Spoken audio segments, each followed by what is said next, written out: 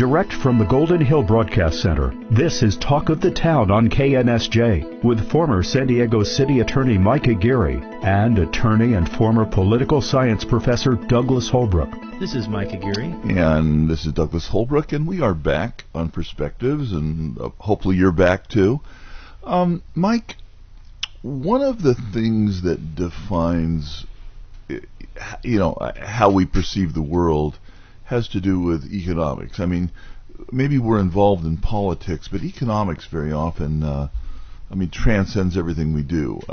How much money we have, how secure we are, whether we can pay our bills.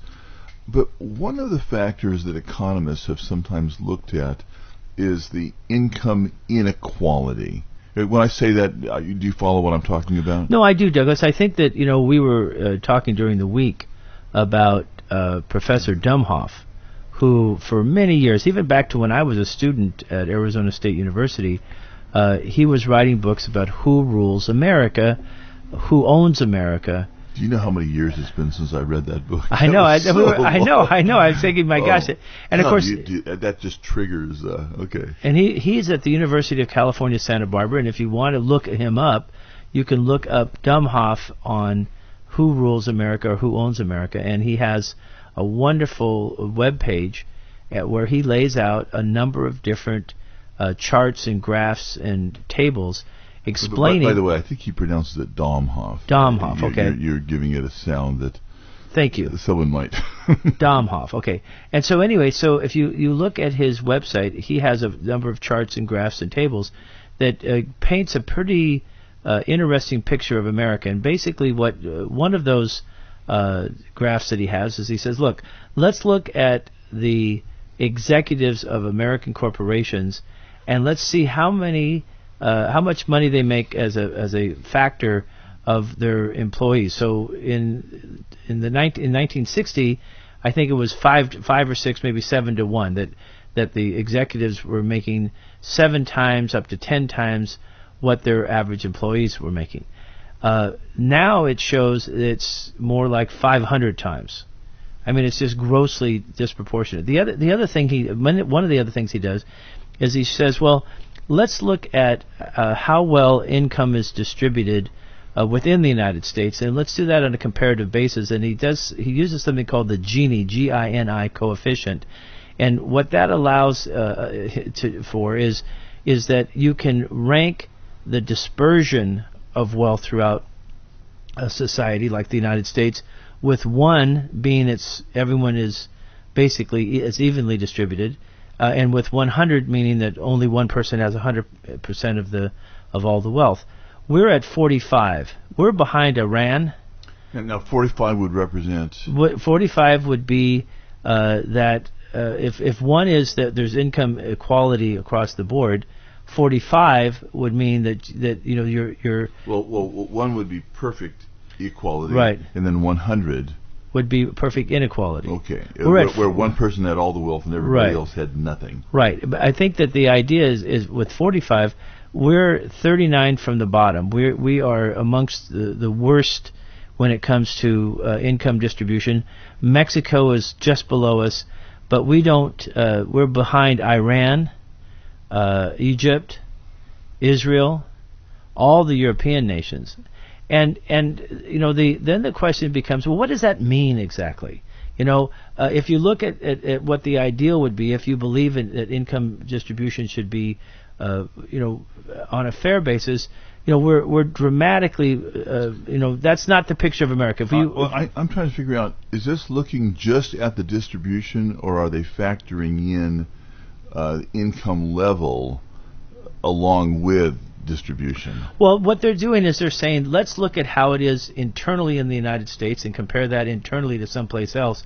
So they're treating as a given in most instances, and they're trying to compare of like nations, so that you're comparing European nations or we have more wealth in the United States. Mexico's 12th. So you can, they're trying to keep basically the modern nations of the world, with Iran, obviously, Egypt being at the bottom end of that spectrum. And the reason I ask that is, if you take maybe the bottom 20%, income-wise, and look at what they're making, what their income is, and compare them to some nation, either fictitious or real, that has a level of one, perfect equality, but someone in that particular country perhaps makes $3 a year or even $30 a year. Someone in America who is in a nation that obviously ranks 45th, but makes thousands of dollars a year. Would someone from this country say, "Well, I'm leaving. I'm getting on the next boat"? I think that's a good point, but that's not really the point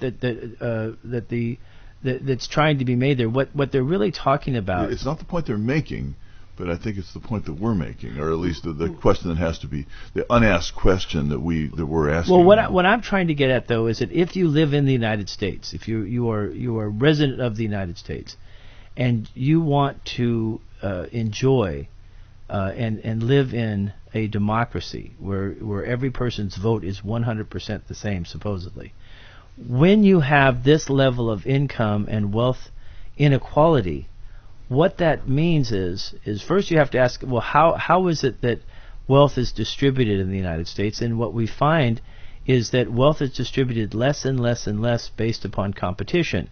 It's distributed less and less and less based upon merit.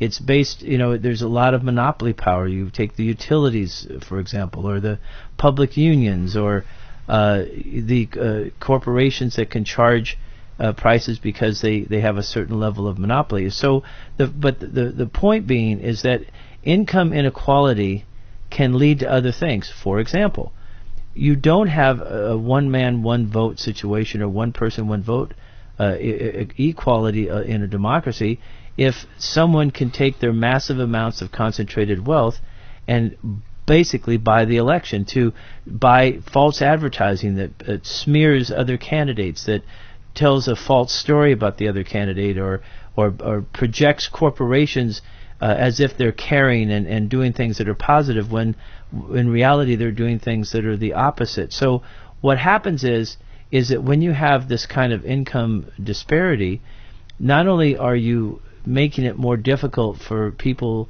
to achieve in that society because they don't have the same opportunities, but you're also allowing that income disparity to distort the institutions and to change the basic makeup of the society. And so, as John Jay said, or others have said that were out of the Federalists,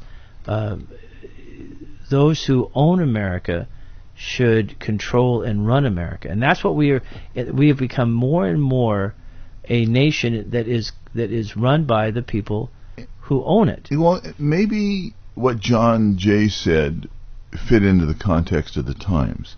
I mean, what I consider our founders having brought to us was a movement away from totalitarian government and a movement away from dictatorial government, and a movement towards constitutional government and a movement towards democratic government. Now, maybe they didn't get it perfect, but they did a pretty good job of at least ensuring that we would not be a dictatorial, totalitarian regime. Now, what was left up for debate, and I don't know that we've ever resolved it, is what economic system was going to combine with it. And one of the candidates for that was given to us by Adam Smith. And so it seemed to be that the first thing we adopted or attempted to adopt was capitalism. And capitalism doesn't guarantee equality like Karl Marx's, proposal did. But it guaranteed equality of, it suggested equality of opportunity.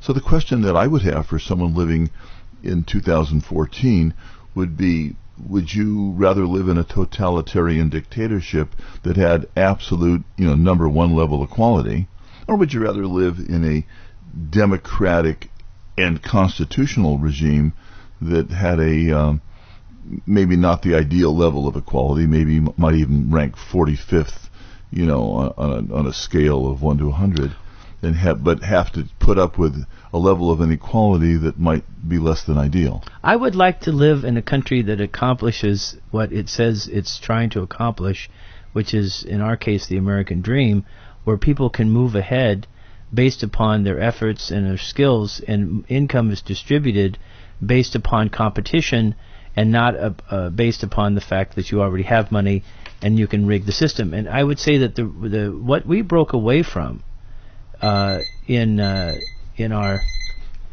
government, or I'm sorry, what we broke away from when we had the American Revolution, was a rigged system in which there were huge amounts of concentrated wealth that had been bestowed by the king, either upon the king himself or and their royal court, or upon the noblemen who were a part of that court, to the exclusion of the rank and file common laborer. And that's what people broke away from, is that they wanted a system, as we had when we created the Constitution, in which people were basically all people were created equal, and that everyone was on a common footing, and that to the extent that there was going to be any income distribution that was unequal, it would be based upon human effort.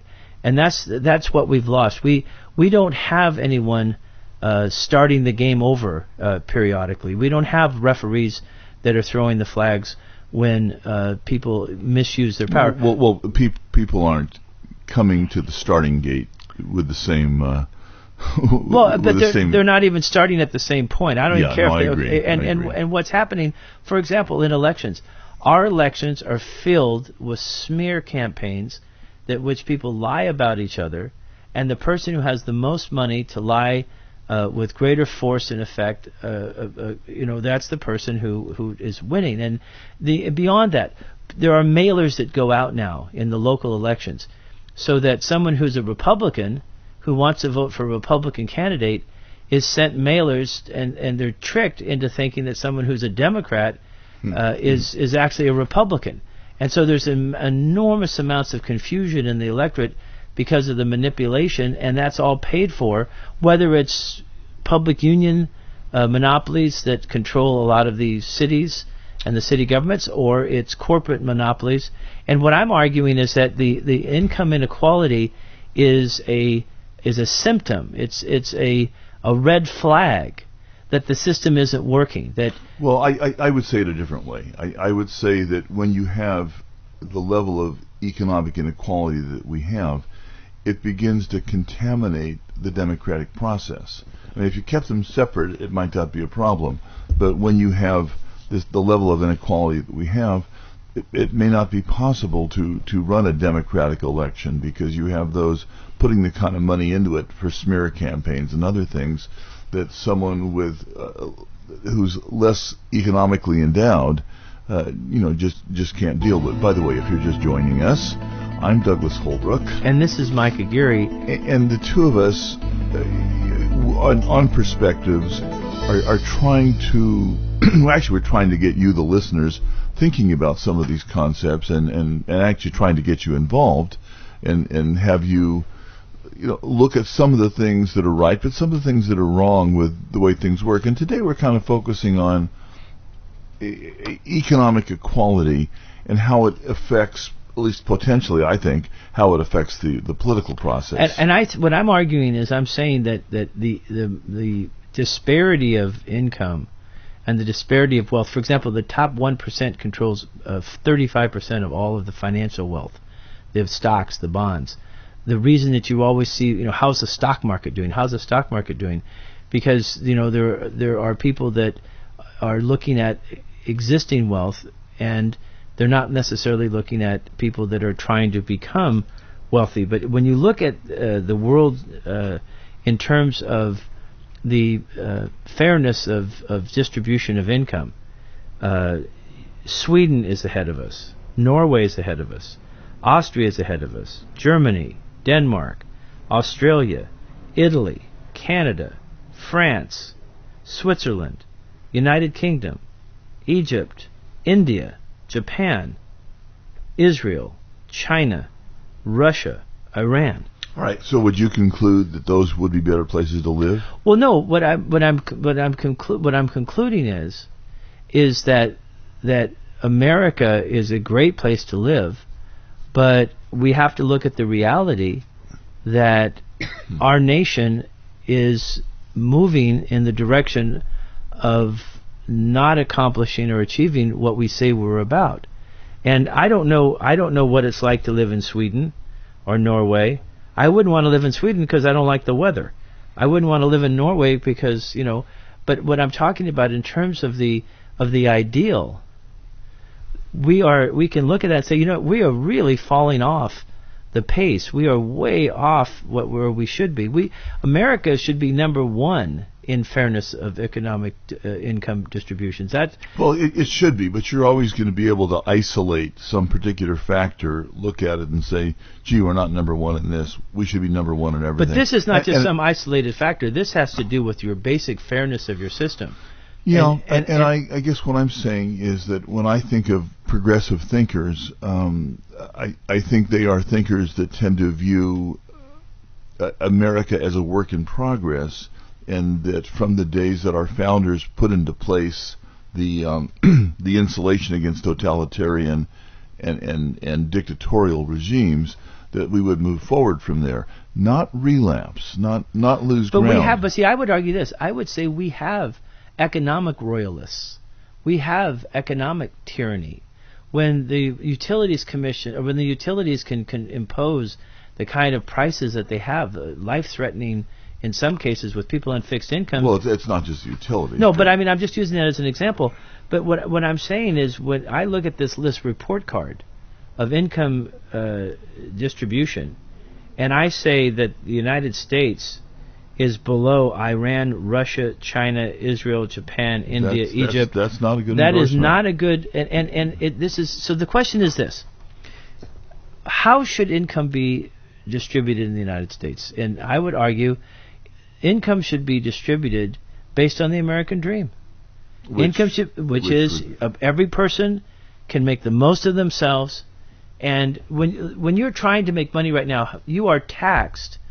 You are taxed more at a higher percentage for making money than if you already have money and you invest it. And you can invest your money, let's say you're a utility, you can invest your money in anything you want that's associated with that utility, and you have an automatic right for a return on your money. If you're a big bank or you're associated with a big bank, you can go down to the Federal Reserve window, as they say, and borrow all the money you want at almost no interest, and then go out and plug it down on the stock market and easily make a ton of money. Most Americans can't do that. We have inner city people that can't even get a job. We have depression level unemployment.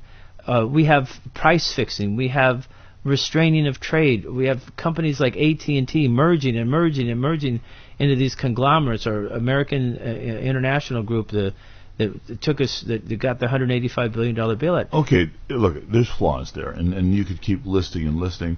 I guess my view of this whole thing is that we're all works in progress, and I think of America as a work in progress. And what I've noticed, one of the ways that I distinguish liberals from conservatives is, unless I'm getting this wrong, liberals and progressives tend to perhaps view our best days as being ahead of us, whereas people like Reagan or people of a more conservative ilk tend to talk about the great days of America, and I think they actually see our greatest days behind us. They keep referring back to our founding fathers at the height of our greatness. I tend to see our greatest days ahead of us, and so I tend to see the problems that you're describing, and they most definitely are problems that have to be fixed. Are you saying, by the way, I see our greatest days ahead of us. Are you saying we're a work in progress? Absolutely. Okay, I would say right now, we're a work in regress. We are a work in going backwards. And you could make the argument that we have. And the reason that you and I are on this show is because we want us to, it's like what Dr. King used to say: the arc of the moral universe is long, but it bends towards justice. President Roosevelt, towards the end of his life, said that the march of the West, of the Western world, has been continuously uplifting and upward moving, and I think that that's true. But what's happened as of late in 2008, we had a perfect opportunity when President Obama was elected to put the folks that are taking advantage of our system in their place. He let that slip through his fingers and re-empowered them. The banks control America. There has been a financial coup d'etat. I think we all know that. There's no way that you can democratically allow, or you can say that what happened with the bailout through the Federal Reserve Bank, billions and billions of dollars, was not an act of democracy. It was an inside job. Okay. The Federal Reserve System doesn't even say that they're part of the government. They try to say that they're a private operation, which they are. Which they're not. They are created by government. Their budget and expenditures are incorporated within the government, the federal government's budget. Let's just say there's two interpretations of that. That's my point. Is there shouldn't be, because there's not. They were created by statute. They are not separate, but that's what they want to be. Just like the so many of the government, local governments, there's pieces of it now that want to break off and say we're privatized. We're not part of the government. The Public Utilities Commission, we're not governed by the rules that govern the government institutions like the open meeting laws and my point is this: you cannot look at this list, this report card, in which the United States is getting a failing grade when it comes to income distribution and wealth. It's not a failing grade, but it's not. Well, exactly, let me tell you this: when you come in after Russia, China, Israel, Japan, India, Egypt, and Iran, I consider that a failing grade when you're talking about income distribution. Well, then what grade do you give to those that are below us? I would say that they're out of school. What's worse? I would say they're South Africa, Brazil, and Mexico. Those are the three below us. They're not even in school. Okay. Yeah, South Africa. Boy, I tell you, we beat out Mexico, Brazil, and South Africa. That's great. I mean, whether you're talking, I might argue that there's a passing grade, but maybe a low passing grade, maybe even a D, maybe barely pass. I would say you need to bring your parents in. You need to bring your parents in for a discussion. But my point is this: it's not enough. It's not acceptable for the United States of America to be looking at the rear end of Iran when we're talking about income distribution. Okay, that is not acceptable, and we have got to change that. Now the question is how. How do we change it? We're on the same page. Both of us. I mean, you're right. I don't want to be looking at the rear end of Iran as we march up this attempt to equalize. And the question is it getting worse or is it getting better? It's getting worse. Yeah, and that's what I saw from early in the show when you referenced we went from 10 to 1. So how do we change that, Douglas? Well, okay, that's where I want to. How do we recreate the fairness of our system? Okay, before I get there are those who are probably just joining us now.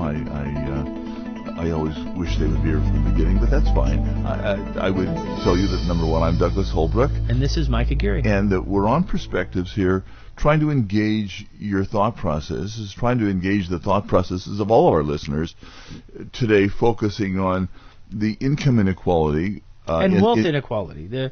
How much people control of the actual wealth. That's better. How much income. I mean, they're both. But, Douglas, let me throw something at you this way.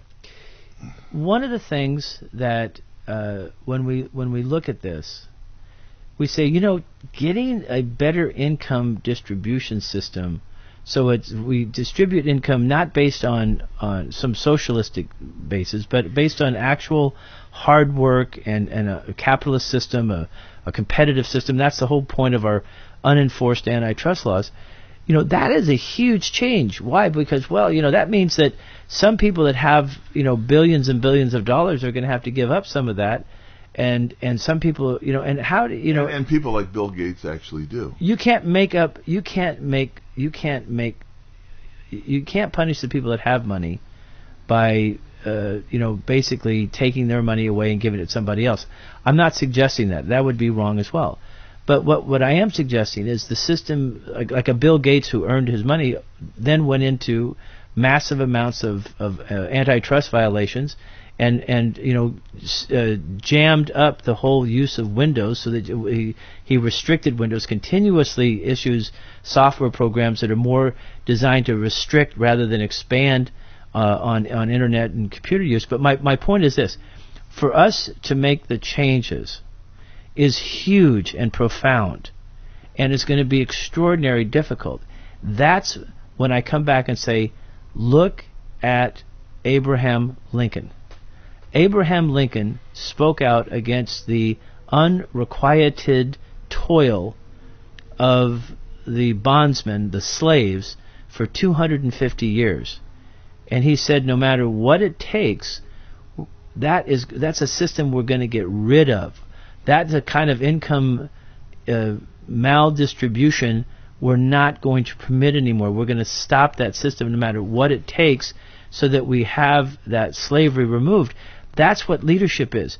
When Franklin Delano Roosevelt came in and saw that the banks were out of control, he declared a bank holiday.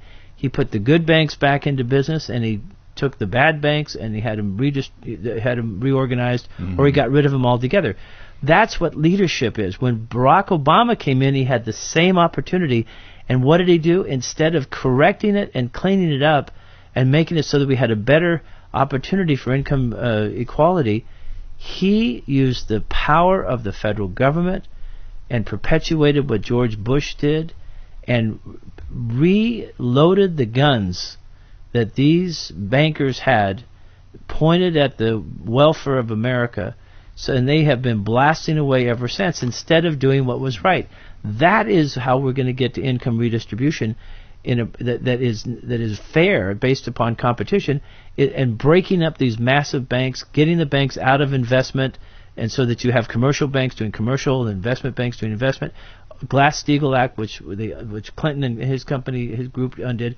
We're going to turn this around if we have a leadership in America that rises to the same level as a Woodrow Wilson, as a Franklin Delano Roosevelt, as a Abraham Lincoln, as a Theodore Roosevelt did.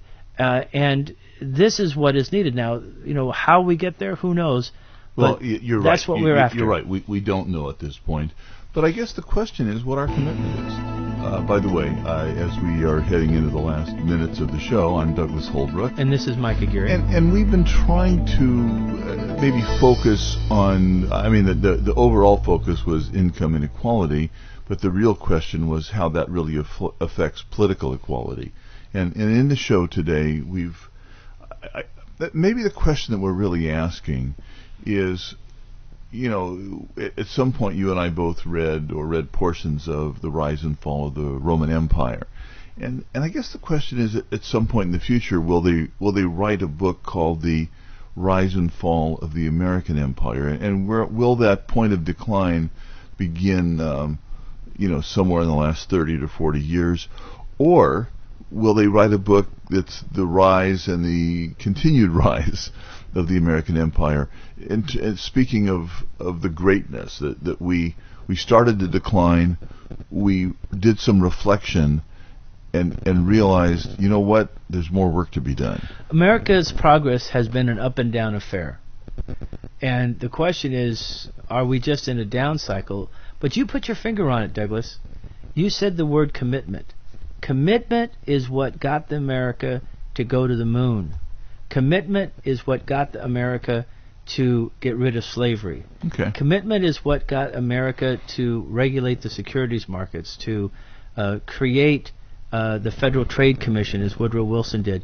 Commitment is what we did when we had to fight off the Nazi threat. Commitment is sacrifice. You're and right. we seem unable you're right right now to achieve that. You put your finger on it, Douglas. The key word is commitment. And I would agree. I'm Douglas Holbrook. This is Micah Geary. And we're reminding you on Perspectives that there's work to be done. And we are, I think, a work in progress. And I do agree with you, commitment is the key. So if I were to leave on some concept, it would either be Abraham Lincoln, or perhaps we have promises to keep and miles to go before we sleep. Thanks for being with us. Thank you for joining us on Talk of the Town with former San Diego City Attorney Micah Geary and attorney and former political science professor Douglas Holbrook here on KNSJ Descanso 89.1 FM, serving San Diego.